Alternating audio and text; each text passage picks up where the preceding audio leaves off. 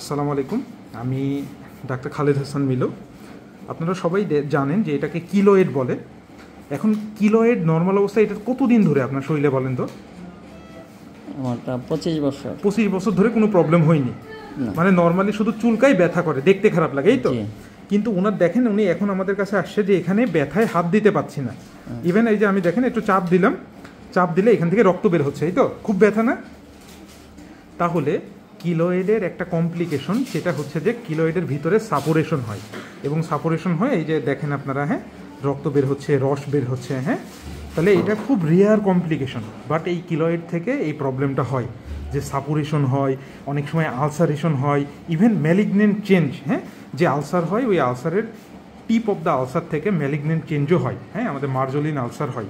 তাহলে এই কিলোয়েড খুব একটা খারাপ রোগ, একে কন্ট্রোল করে রাখতে হয়, না হলে এটা বাড়তেই থাকে। তো আমরা এটা এখন চিকিৎসা করে দিব, এটা ইনসিশন অ্যান্ড ড্রেনেজ করে দিলে ওনার ব্যথা ভালো হয়ে যাবে ইনশাল্লাহ।